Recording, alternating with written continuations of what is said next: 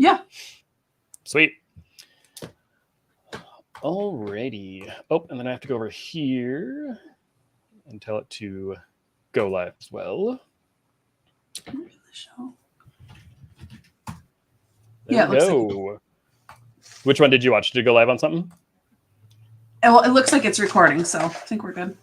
Beautiful. And we're live on Instagram. Let's go check Facebook. Make sure the interwebs want to play nice with us today. How do I see if I'm going live? Here we go.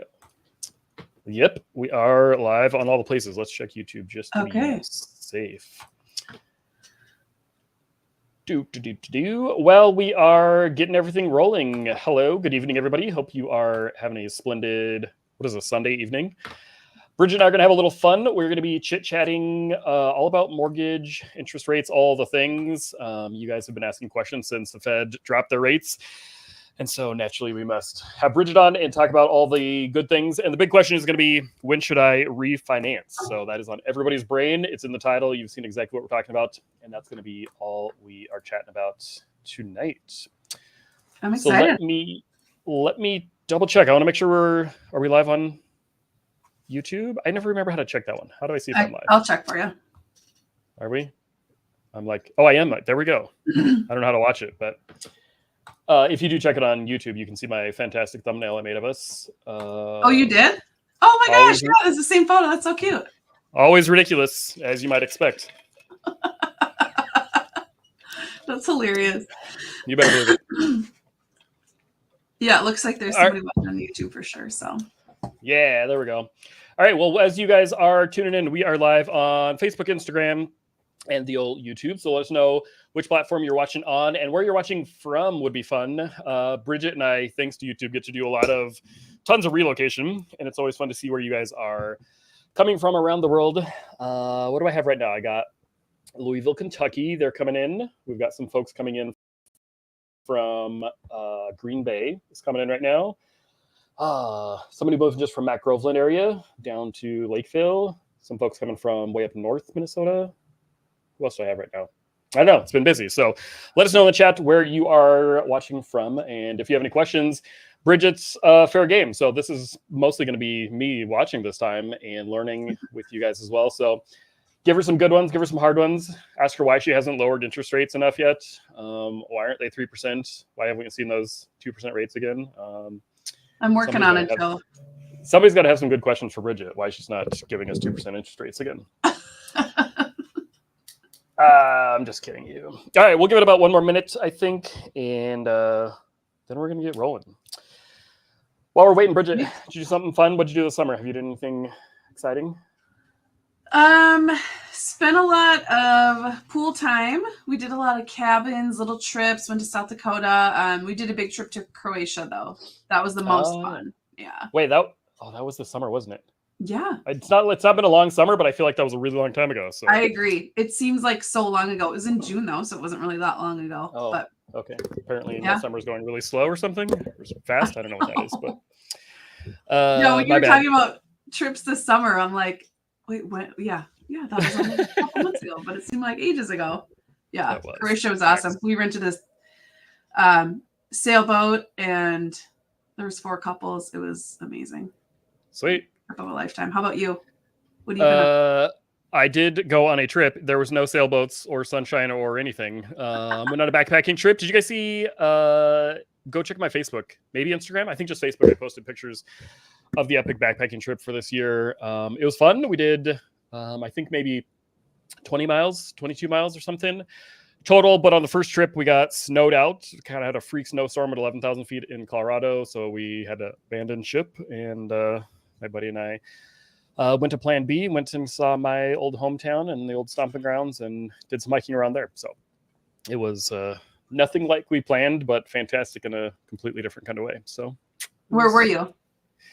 Colorado. So if you guys know the area, it's like between Steamboat Springs and Glenwood Springs. So if you go from Denver west, it's about halfway across the state, pretty much smack dab in the middle of the state. So the original trip was to Trappers and then went over to Grand Junction, which is where I'm from, Grand Junction, Colorado. So how did you pick that like location of where you were going to hike? Or have you always wanted to hike there?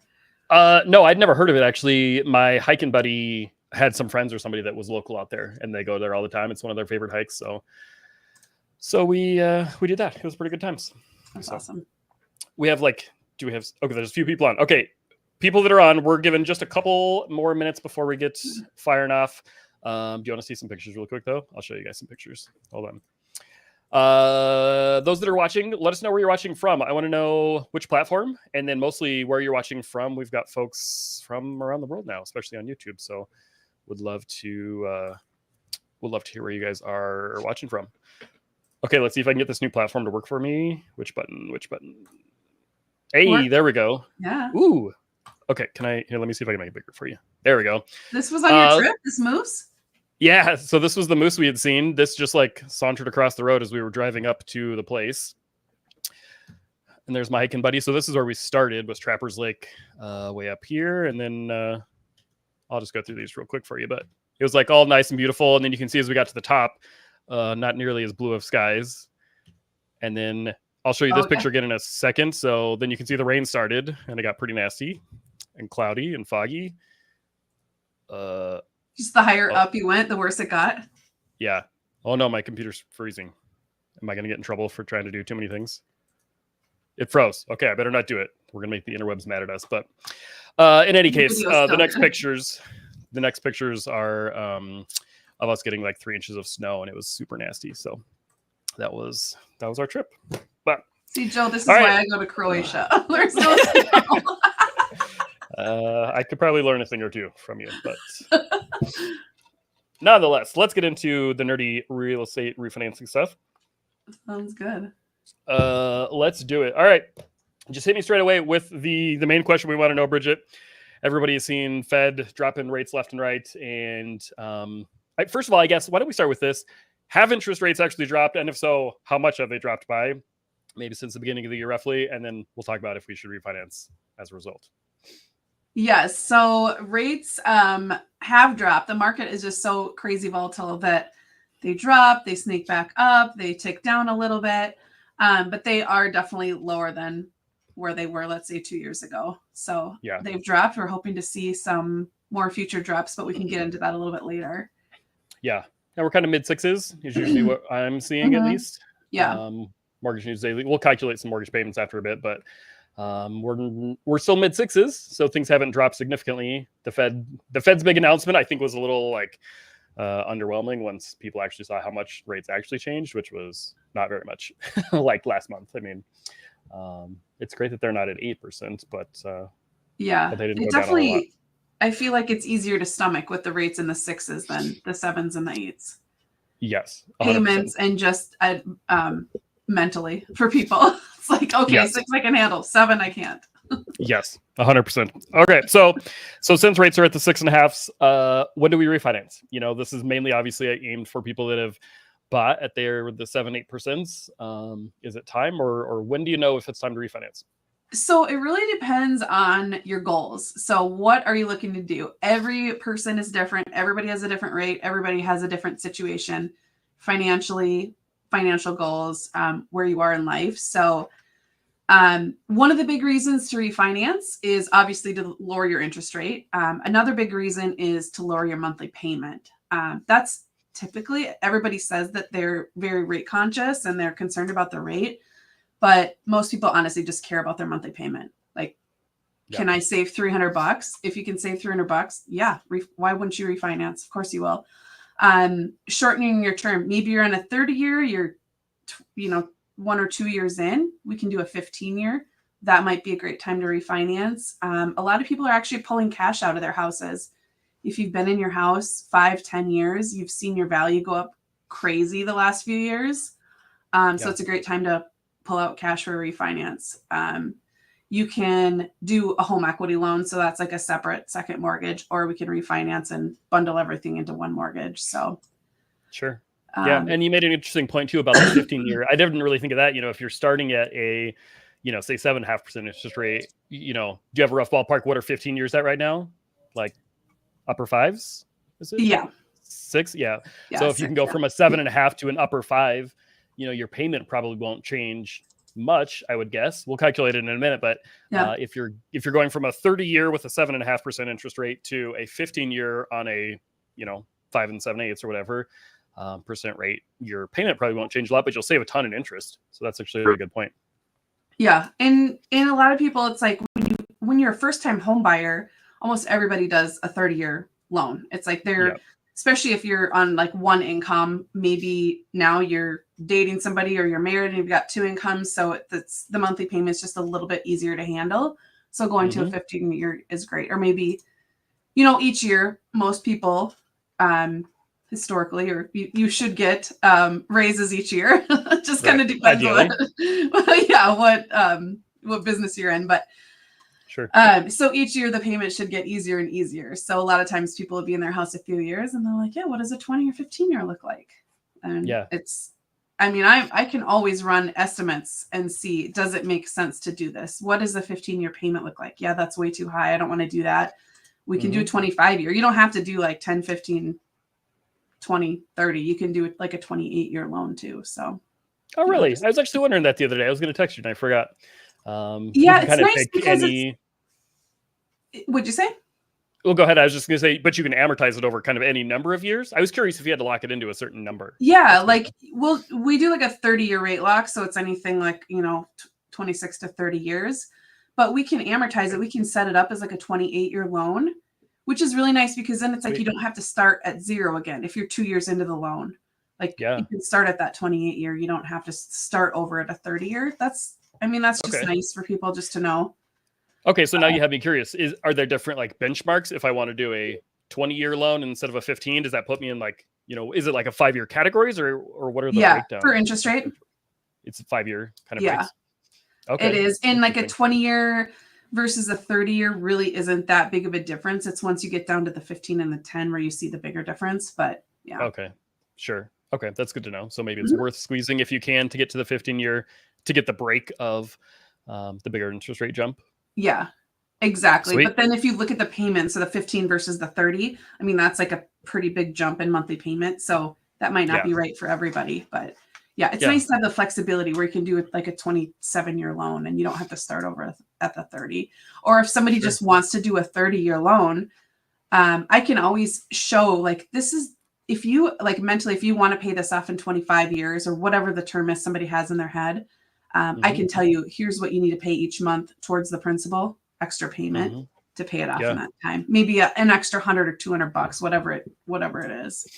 Oh, that's cool. So even though you put it on a 30-year loan, you can pay it like it's a 20 or whatever. Yeah. You can either set up automatic payments to pay your minimum payment plus $200 a month, or you can set up like automatic payments to pay the minimum, and then you can just go in each month and put extra towards the principal, however you want to do it. Yeah. Okay. That's the nice thing. You have a little bit more flexibility if you set it up on a 30-year, because let's say, you lose your job and you're out of work for like 1 or 2 months and you're like, I kind of want to go back to that lower payment, or it's Christmas time and everybody's pockets are a little bit, spending is more in November and January or December. So yeah. The 30-year offers more flexibility, and so you don't always have to make that extra payment if you do that. So, yeah, sweet. A lot of options, Joe. Cool. I like it. Why don't we jump to calculating payments? Should I pull it up on my screen and should we play with the numbers, or do you want to, talk to me? How do we calculate payments if, the average person's out there watching and they want to do this for themselves? Yeah, so there's like a gazillion mortgage calculators out there. If somebody wants to know, they can always email me directly and I can calculate payments for them, but you can literally just Google.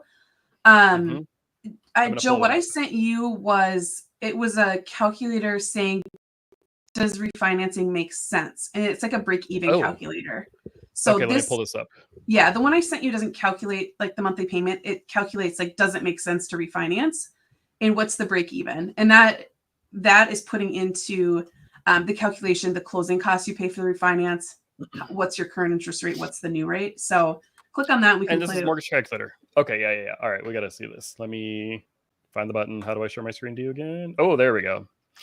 I'm actually glad you brought this one up because I use and love mortgagecalculator.org. Is this what you guys normally use? Like if you're sending people to This is what I always send people to. No, I mean, we have our own internal calculators that are used this is just something I. You guys are all fancy and your fancy things. This is, guy on the street. This is okay. All right. Anyways, well, and, show me what you can see that there's ads on here. So it'll say like, do you see where that link says see rates, like kind of in the bottom of the page, that blue link? That's going to take you to, it's down a little bit. That'll take you to outside mortgage companies to. Oh yeah. Don't do that. We don't want no spammy mortgage companies. No, don't do that. By the way, if you click on those, they will sell your information to like 500 places. I've had it happen. It's very bad. Very bad. Yeah, don't do that. You will get 700 calls a day if you plug in your phone number or your email. It's a nightmare. Okay. Let's start with, then I'm going to jump all over the place. Okay. So if you want to find interest rates to see roughly where interest rates are at, Bridget showed me this one a while back. So you can go to Mortgage News Daily, click on the little 30-year fixed up here. By the way, their app sucks, so don't go download their app. But if you want to do the website, it's way better. So then here's where we were talking about. Oh, look at me. I said all 6. High fives. So then you can play with those numbers there. Anyways, I digress. So don't click on the spammy C rates. Go to Mortgage News Daily. Yeah, that's kind of like an average for rate. So that doesn't mean like, because it says 6.8 that's what you get. Like that's an average of rates. So what are people paying right now for rates? And that usually has like 1 or 2 points or origination fees attached to it. So just a little disclaimer. Cool. I love it. Okay. So I'm a homeowner. Tell me what I'm doing when I'm looking at this, deciding if I should refinance. Okay. So the first box, plug in what you owe, the current amount that you owe, what you have left in your mortgage. Okay. How many months you have left. So you start at 360 months. That's a 30-year. So how far into it are you? I'm going to make it up. I don't know. I'm just making this up as we go. And then what's your rate? Like 7.5 or 8?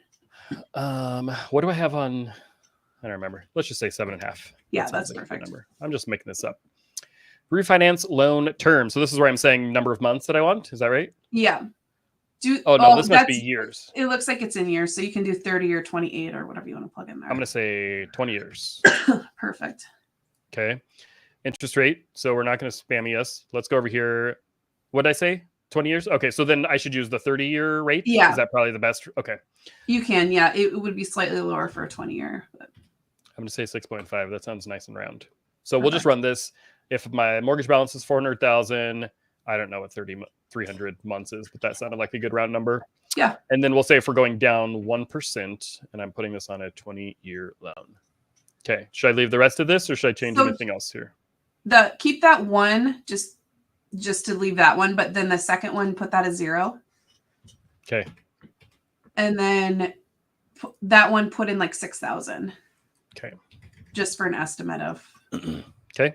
And then that's rough ballpark on your closing costs. Yeah. Calculate refi. Did it calculate? I clicked the button. However, with my computer streaming to 3 platforms and this, I hope I don't like max out the interwebs and it hates us, but let's see if it. I can do it on my end and just read what the numbers are too. Okay, you pull it up just in case mine tanks on us real quick. Also, while this is spinning wheel of death in us, I do see finance other closing costs, which is kind of an interesting point you can talk about. If you don't want to pay the cash up front for your refi costs, you could add it up to the mortgage balance, I guess.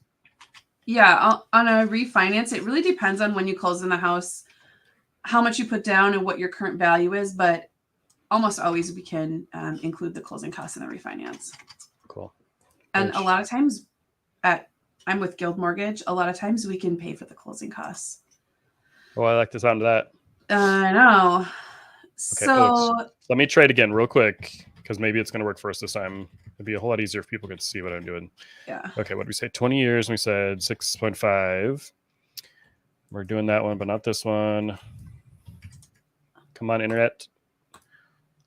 Okay, scroll down. Does it show 29 months? Oh, it's actually was here this whole time, and I just had to scroll down. I'm an idiot. Yeah, it did. I was just looking at mine. I'm like, it is right, because I just compared it to what I plugged in. Yeah. So that bottom box, break-even point, that shows 29 months. So you need to have this loan be in your house for 29 months for this scenario. Or in my scenario. So just a little over 2 years, almost 2.5 years. Yeah, and that's with that $6,000 in closing costs and 1 point. 1 point's $4,000. So that's pretty high. If you do a refinance with us, it's not going to be nearly that high. Right. Okay. But yeah, but even still, like that's 2.5 years. So basically what you're saying is if you're in the house for, in this case, literally 2.5 years, 30 months, that's when you would come out ahead. Yep. So you don't want to do it if you're in there any less than that amount of time. But if you are pretty confident you're going to be in your house for another 2.5 years in our scenario, that's kind of the answer of should you refinance is if this break-even point is going to make sense where you would make back more, or at least make back all of the costs of the refi that you spent on it, you'd save the amount that you had spent on your closing costs. Yeah, exactly. Was that like a really long-winded version to say what you just said? I was like processing out loud there for you. No, it was good that you said it out loud, because you can see all this on a calculator and you're like, what does this mean? Oh yeah, it means this. So whenever I'm doing like a loan for somebody, a purchase, when they're first buying the house, that's one of the things I always ask is how long do you intend to be in this house? Right. Because if a lot of times, especially first-time home buyer, they're only going to be in the house 3 years. So, you're not going to want to pay a ton of closing costs. So that's another question I will ask when they refinance. How long do you plan to be in this home? And of course, plans change and things come up, but we will base everything off of, your plans. And right. People usually have a pretty good idea. If it's a short-term plan, they're like, I don't know if I'll keep it. Yeah. Then don't refi, but if you're like, nope, this is a solid house that I'm going to be here for a while, then totally. Or let's refi it for 0 closing costs. Because sometimes even, if we can cover most of the closing costs, if we can't, we can build them into the loan or the interest rate. So we can do it for no closing costs. Let's see if it makes sense to do that. Because then there's going to be, the break even is going to be, right away. If there's no closing costs, it's going to make sense no matter what it is. Yeah. Yeah, for sure. I love it. Okay, cool. So that's how we calculate our payments. And actually, let me jump back to my screen so that we can actually tell people where to find this. In case you want to do this on your own, go to mortgagecalculator.org. Let's see if I can just find it. Mortgage calculators. Nope. Refi calculator. Is that the one I want? I think so. The other thing you can do is just go to Google and type in mortgage refinance break-even calculator. Okay. And I think it's the first or second one down. So mortgage refinance break-even calculator. And that'll get you to either this one or another one. Or if, like I said, if somebody wants to reach out to me directly, I'll just do it for them. It's easy peasy. I don't have to pull credit, or I don't need your mortgage statement or anything. You just give me the information. Did you get there? Sweet. No. This is a different one. Yeah, I think it's the second one down. This is the one that I love all the time. I don't know. Okay. I'm sure you have much fancier things, but for just figuring out regular mortgage payments, mortgagecalculator.org is fan-freaking-tastic. And this is the one that I use all the time. So I was curious. I'm sure it's hiding in here somewhere, but that's good. 100%. Go ahead. Oh, I was going to say there's a great app you can have on your phone too, if you don't want to do the web browsing, but if you're not going to refinance payment, or if you're not going to calculate payments more than once, you might not want to download it. They probably don't want it. They're not nerdy enough to be like you and I. No, not like the only one I hate Mortgage News Daily app though. I don't know what the problem is. It bugs out all the time. I try to use it for my market updates every month, and every month it's like freaking annoying. Mine never does. I wonder why. That's so strange. It's because you're an iPhone user and I'm Android. Well, there is that. That's hilarious. Whatever. That's obviously why. You were going to say it anyways. I figured I might as well beat you to it. I love the battle between Android and iPhone users. It's so dumb. It's like... Yep. I'll never give up. I'll never relinquish my superiority complex.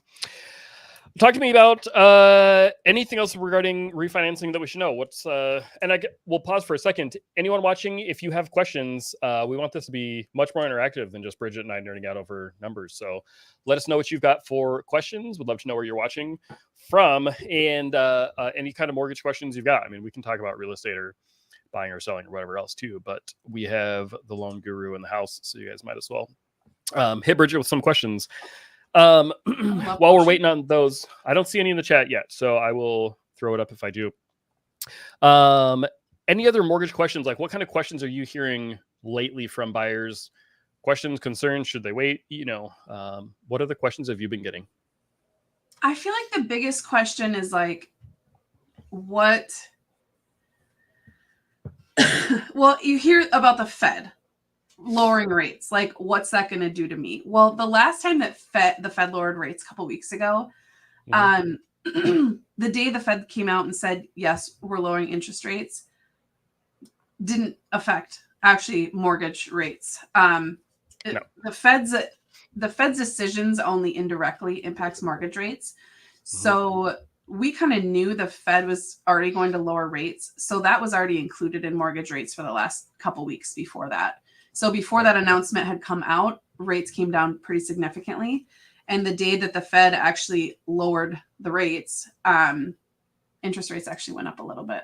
So it's like everybody gets so excited. The Fed. It's like the Fed doesn't actually determine mortgage rates, but they're the biggest purchaser of mortgage bonds. So they do indirectly impact them, and they can have a significant impact. But they're not the ones that say, we're going to make rates 7.5 today. That's just not how it works. But I feel like a lot of people just think that. Is the Fed planning still to do, I think it was 2 more drops? Is that what they're thinking for their basis point drops would be through the year? Or what are they planning? Yes. So there's been like a lot of reports coming out lately. The jobs report, it just depends on what's happening in the economy. How's inflation doing? How are jobs doing? What's actually going to happen with rates? They say they were going to cut them faster, and now there's talks of pulling back a little bit on that. But all sources say that interest rates are supposed to continue to come down and should be down next month and by the end of the year. Sure. So, have you heard anything like long-term, everyone wants to know when we're getting back to 3%. I hear that one all the time at nauseam. I know. That's not happening, in case anyone's wondering. Do you have any indication of where you think they might get to? Like, where's the lowest will be in the next 3 years? If you had a crystal ball, if you had to just take a shot in the dark guess, what do you think? Where would we get down to?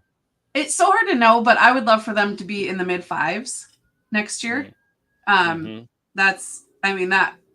would love that to give a rate of 5, because it's so much more affordable when you compare a payment from 5 to 7%. It's a lot more affordable. Yep. I'm actually going to pull that up while I have mortgage calculator up. Yeah, I think that's a really good comparison. What do we say? We're at like a 6.5 right now. Yeah. While I'm pulling this up, let's see. This is a new platform. I haven't screwed up so far. Let's see. There we go. Okay. Let me run this. So again, mortgagecalculator.org, not sponsored yet. Just kidding. But let's say if you're buying a house of $400,000, you're putting 10% down. I'm going to say if you're at 6% right now, taxes you can usually guess are around 1% is what I typically estimate. Homeowners insurance. Oh, that's not quite right. What do you think homeowners insurance? 2,000, 1,800? It's gone up a ton. I do 0.05. So what do you have the value at? Well, this one's not a percentage. 400,000. 400. 2,000. Yeah, there we go. Yeah. Which kind of makes me want to throw up my mouth a little bit. We just had our renewals. All the insurance is insane. But yeah, let's digress. Insurance is insane right now. Okay, so if we're looking at $400,000 home purchase, you're doing 10% down, and we're talking where to go 6.5% interest rate. This is saying you're just under $3,000. But what's pretty cool, and actually, okay, let's take pause. I have a question. If I want to just pay to get this down, should I just buy down my interest rate when I start? Okay, let's say I want to get this down to 1%. Let's say 5.5%. Mm-hmm. Rough ballpark, how much would that cost, do you think? I know I'm like putting you on the spot right here. $400,000 home. You're putting $40,000 down. It'd be pretty significant for to go down to 5.5. It would be pretty significant. I can run the estimates in a minute, but no, that's okay. Okay, let's say we're going down 0.5% to 6% instead of 6.5. Yeah, I'll run the spreads. I'll run an estimate. I'm totally putting you on the spot right now. I know, my bad. I just that's always my thing. I hate giving out like fake news. So yeah, I hate doing that. But Yeah, I know. I can run the spreads in a minute, but That's okay. my recommendation for most people, and that's always why you don't want to like go out to some random mortgage calculator online, because they're going to show, oh yeah, I can give you 6.5%. How much are you going to pay for that rate? Yeah. You're going to pay $15,000, $30,000 for that interest rate, and it doesn't make sense, because we are going to refinance your loan in the next year or two. Right. The likelihood of refinancing is very, very high, since rates are supposed to come down. So I'm not recommending any of my clients buy down the rate at all. Okay, cool. That was actually my next question anyways. But anyhow, sorry, I went on like 3 tangents for you, my bad. If you go from 6.5%, which is actually what this was at just a second ago, 29.25 is your rough ballpark payment. And if I switch that, if it goes down 1%, same house will cost you $225 less per month if rates go down 1%. So pretty wild. I just had a client that I was doing this with, but he was just playing with the numbers. So it is pretty significant savings. However, you also have to factor in, if purchase prices go up, that's going to hurt you in the same extent. And so if you guys have been watching my market updates on YouTube, I was talking about a few months ago, if your interest rate goes down, your sale price is going to go up, because there's going to be more buyer demand in the market. And so as interest rates come down, then sale prices go up. But the problem, and really the whole point of this conversation, is you can lock in your purchase price, but you know, what do they say? What's that cheesy saying people were saying? Date the house, marry the house. You're marrying the house, you're dating the house. So annoying. It's like nails on the chalkboard. It's so annoying. Here you are. I know, but it's so true. It's the worst cliche in our industry right now. But it's totally true though, that even if you buy now at 6.5%, your payment will be $225 more per month. However, if you wait and you have to pay, let's say $450 instead of $400, or even $425, that inverse is going to happen even more, and you're locked in that you can't refinance out of the high sale price. You can only refinance out of the higher payment. So I'm not telling people to time the market. I don't tell people to just like hurry up and make a move, but unfortunately, that is the juxtaposition if they do wait for better rates. So in any case, I do the same thing. I always tell people, like, get in the house now. Stop paying rent. Stop paying, like, making somebody else building their wealth. These investors that are out there. Get in the house now. Your interest rate's not going to be forever. The higher payment, that's going to be the highest payment you'll ever pay on this loan. Is your first few payments, and from there we can always refinance, get the rate down, make it more affordable. Yep, totally. If you're ready with those numbers, sounds like you were calculating whatever I'm asking you about. I was going to play with the 15 years too, just because go ahead. Should I pull this up? Yep. I'm kind of just a nerd, and I could do this all night long. I know. But we're not going to. And while I'm doing this, if you guys have... like They've bounced. They're gone. They're not even watching anymore. If there are any of you still around and you have any questions, let us know in the chat, because I want to know your questions for Bridget. Will be far more fun than hearing her and I talk. Okay, sorry. Let me go back to here. So we're going to put back to the 6.5 rate. Let's see. I want to see that number. All right, 29.25 is what we're calculating here. Now, here's the fun thing. Oh, no, sorry. I'm going to put us, if you bought, let's say 2 years ago, like you were talking about earlier. Okay, you bought 2 years ago. Let's say or a year ago, whatever. You're at 7.5%. Your payment's probably $3,100, $3,200. This is what I was curious about. This is from my own fun. So let's say if you go down to 6.5% for today's rate, so you come down 1%, but then you switch to a 15-year, we're at 31.66. I don't even know what the answer is. Okay, yeah, so your payment definitely goes up. Goes up about $600, $650. But then you're getting it down to a 15-year. So okay, I was just curious to see what that difference was going to be. Going from a high interest but longer term. Cool.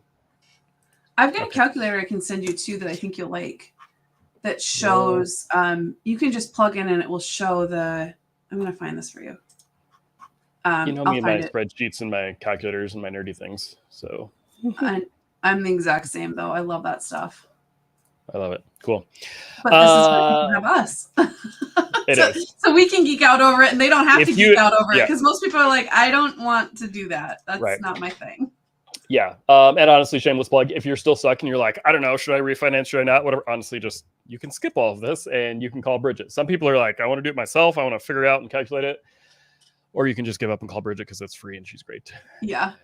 And then you okay, Joe, pull up that. Did you email me something? Yeah, pull that one up because that will be easier than what you did. Okay. You guys are going to see me learn on the fly. Oh, there we go. This is a calculator showing different interest rate ranges. Okay. Let me see what we got here. Tell me I have Excel downloaded on this new computer. Oh, I do. Maybe. Okay, hold on. She's loading. I'd be Play very some intermission disappointed music. if you didn't have Excel. I'm getting my whole world switched to Google, though. Have you used Google Sheets? That's mind-blowing.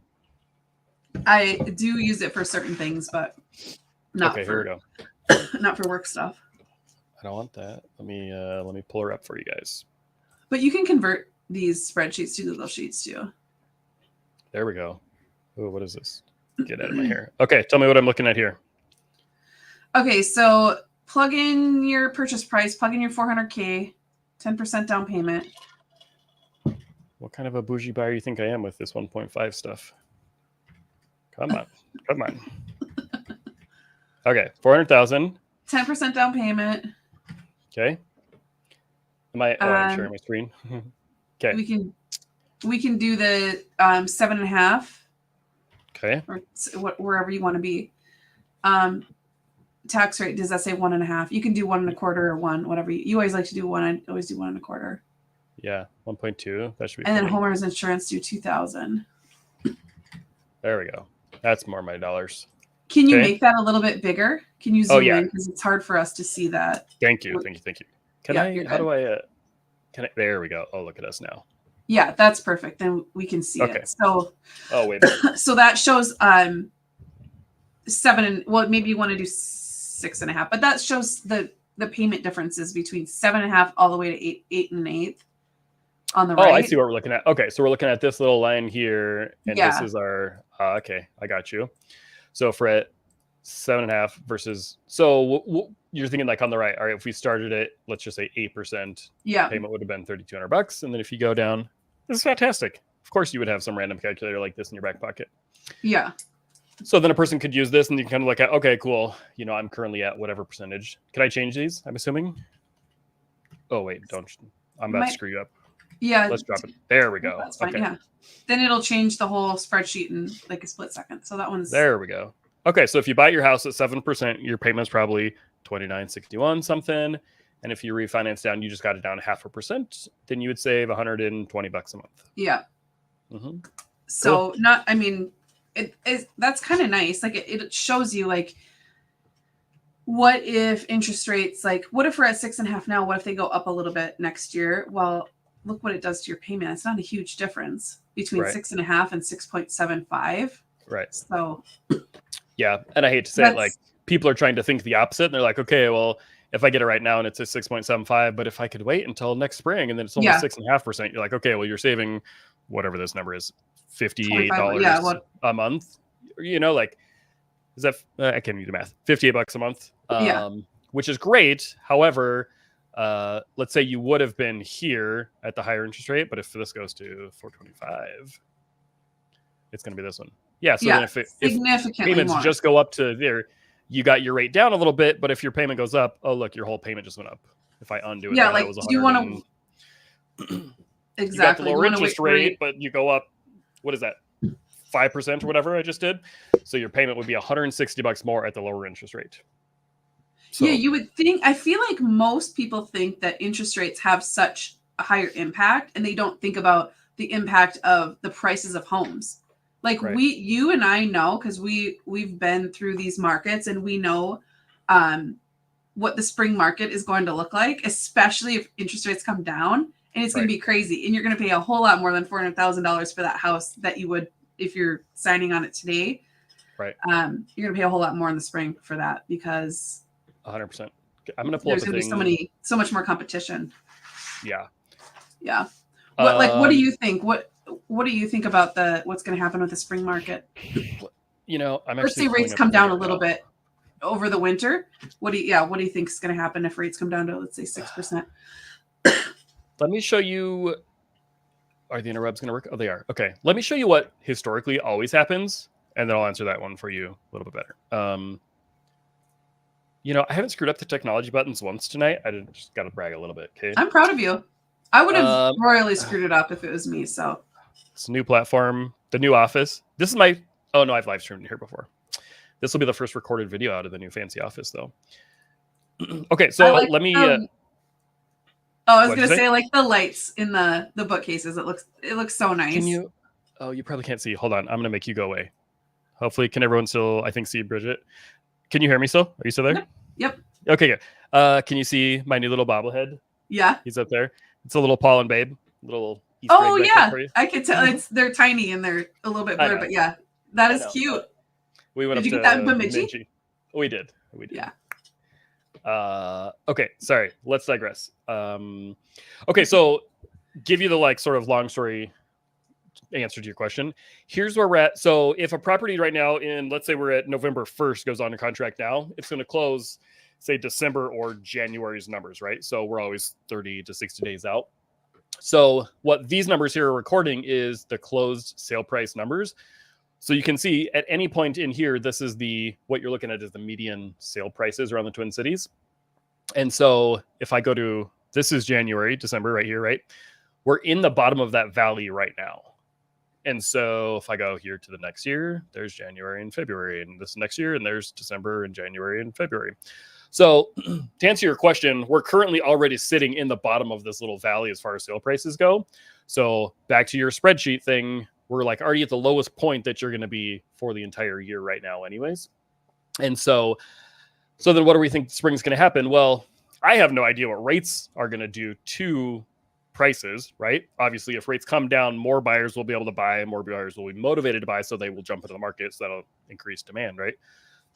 However, regardless of that, let's say there's no change from rates, you can see what happens with sale prices anyways. So last year, 2023, we bottomed out at 342,000, and then we went up to 383,000. So what's that number? 41,000. So prices went up a little more than $40,000 from right now, basically, to the peak of spring. And this is, remember, we got to go backwards 30 to 60 days. So that's like April, May contracts that went under contract in April and May that closed in June. So just between now and essentially what you would get under contract in April is going to go up like 40 grand. That's a huge jump because I think you only put 25,000 in there. Yeah. So let's go back to your little spreadsheet thing. Yeah, because that's like 40,000. That's a huge jump. Okay. So let's say we're at something like 6.5 right now. So this is actually a great little, what did I say? Yeah, we're like we're at 6.5. I'm going to change this. I want to see, do I raise this? No, too far. 7.5.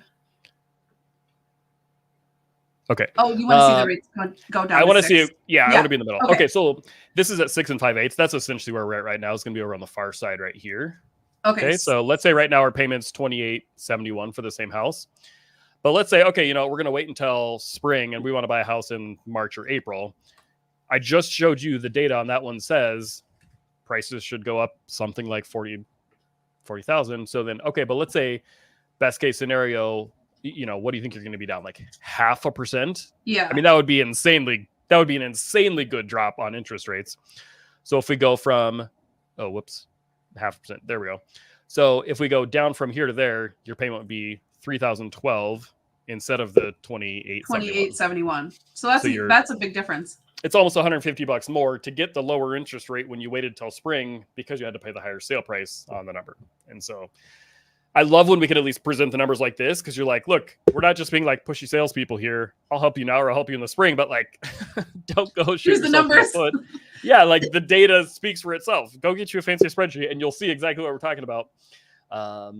Because it's just such a huge difference. So personally, I love winter for that exact reason right there. I do too, because you don't have as much competition out there, which means you can ask for maybe you can ask for an inspection. You can ask for some of these contingencies that you wouldn't normally be able to ask in the spring, where it's like the scary market and you have to buy a house without having an inspection. Yeah, adding 100%. all these crazy things. So yeah, I love seeing those numbers like that too. I love showing people that stuff. Like, hey, I'm not going to push you in a house because you're the one making the payments. I'm not making those payments for you, but Right. it's a great time to buy. And it's always a great time to buy. You'd rather be an owner than a renter, but Right. yeah. And if I could flip back to that screen. Let me show you one more thing. That was the rolling 12-month average. There it goes. That was rolling 12-month, or excuse me, that was the month-to-month change. But if I pull out to the rolling 12-month average, like, here's what sale prices do over time. Like, this was the giant collapse of the market that we had before. Mm-hmm. And then look at where we're at now. It's like, in the long run, you're always going to come out ahead. And so Yeah. That's an even worse saying than date the rate, marry the house, or whatever. But it's always a great time to buy. Well, if you look at the data, it's actually true. Literally is. Like, it does support it.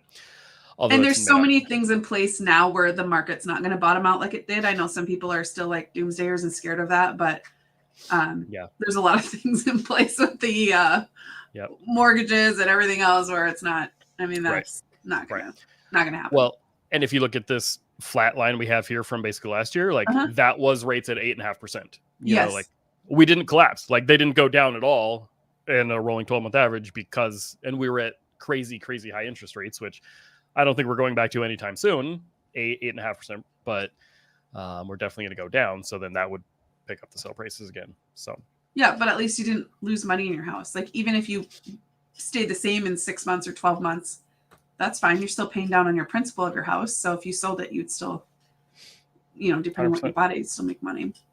100%. Let me give folks your information, Bridget. Anything else I should have asked? Any other good questions? Anything else the market's talking about that you want to tell people they need to know?